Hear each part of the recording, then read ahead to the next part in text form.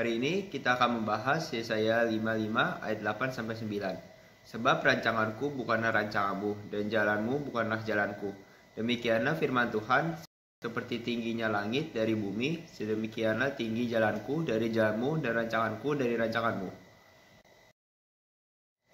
Alkitab menjelaskan bahwa perbedaan antara kehendak Allah dan kehendak manusia adalah seperti tingginya langit dari bumi. Demikianlah tinggi jalan Tuhan dari jalan kita dan rancangan Tuhan dari rancangan kita. Artinya sangat jauh berbeda dan sangat bertolak belakang, bahkan sangat tidak sebanding. Tuhan adalah Tuhan yang melihat gambaran keseluruhan dari kehidupan kita. Dia mengetahui kemana arah atau tujuan setiap jalan yang ada, mengerti setiap jalan yang tergolong sebagai jalan buntu, mengenali jalan-jalan pintas namun berbahaya. Bahkan ia mengetahui jalan mana yang melingkar sehingga kita akan berputar-putar di situ saja. Sedangkan kita, manusia, itu tidak dapat melihat apa yang Tuhan lihat. Oleh sebab itu, bagian kita sebagai orang-orang beriman adalah menjaga cara pandang kita agar tetap benar dan yakin bahwa Tuhan selalu memiliki keinginan yang terbaik atas kehidupan kita.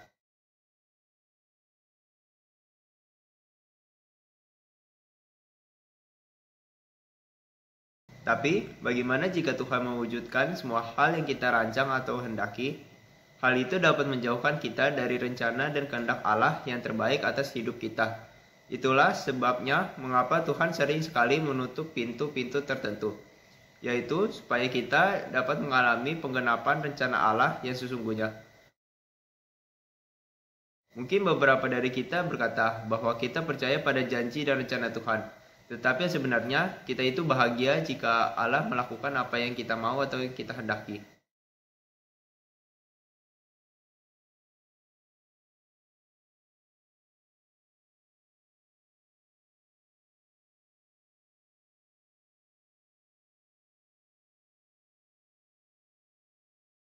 Jadi kita harus berserah pada Tuhan saja, karena hanya Tuhan yang memimpin hidup kita dan mengarahkan umatnya ke jalan yang sempurna.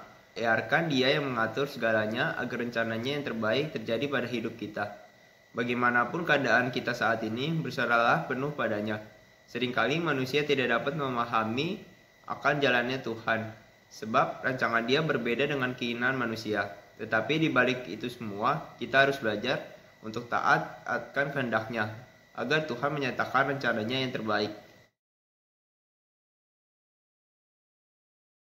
Nah, saya juga punya sedikit cerita. Jadi dulu waktu SMP mau naik ke SMA, itu kan banyak libur tuh kosong sekitar sebulan atau 2 bulan. Nah di saat itu saya mau main kan bersama teman saya. Nah pas pulang main itu teman saya ngajak saya buat kayak bikin bisnis bareng ngomongnya lah. Kayak bikin bisnis gitu, ya saya tertarik lah. Sama SMP kan kalau ini pengen punya duit sendiri gitu, hasil sendiri. Akhirnya ya udah pas teman saya jemput, saya udah siap-siap. Nah, saya itu kan punya 2 HP waktu itu. Yang satu itu HP saya yang udah jelek lah, udah rusak lah bilangnya. Yang udah setengah itu nggak bisa pencet. Yang satu lagi yang HP saya sekarang. Nah, ketika saya jalan itu, saya mau ambil HP saya itu kok rasanya kayak hatinya gitu kayak nggak enak. Rasanya berat gitu kalau mau bawa HP saya yang sekarang itu.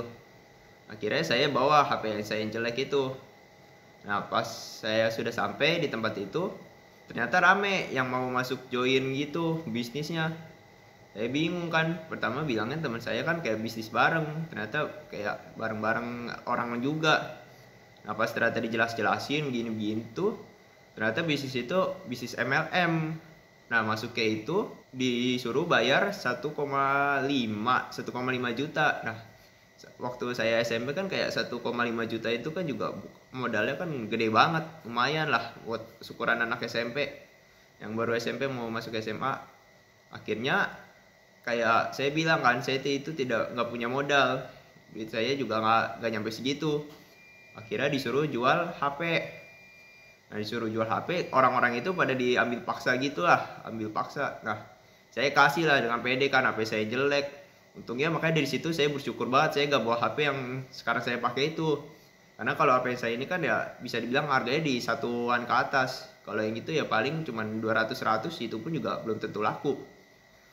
Ya udah, kira saya bilang kan saya udah gak punya modal, saya gak punya ini, saya gak bisa. Saya mau tanya papa dulu lah, karena kan papa pasti punya pengalaman yang lebih lah dari saya. Ya pasti papa juga ngerti, saya juga kalau mau kayak gitu-gitu biasa konsul dulu ke papa saya. Tapi kayak mereka itu kayak gak bolehin, kayak harus ikut, harus sekarang bayarnya. Ya saya bilang gak punya. Nah, di situ saya bersyukur banget, akhirnya saya yang berhasil lolos itu cuman kayak saya doang, yang lainnya tuh udah pada berhasil masuk. Nah, saya lolos kayak gak jadi masuk. Dan akhir-akhirnya tuh pas sekarang ini baru teman saya bilang kayak tuh bisnis tuh kayaknya kurang, nggak menghasilkan malah. Di situ dia tuh kayak bilang kayak dapat duit banyak, dapat jalan-jalan ke Singapura, tapi kayak yang ngomongin aja tuh juga ya sebenarnya nggak, ya ngomongnya tuh kayak kurang percaya aja lah, kayak penampilannya itu kurang percaya. Udah segitu saksian dari saya, sekian, terima kasih.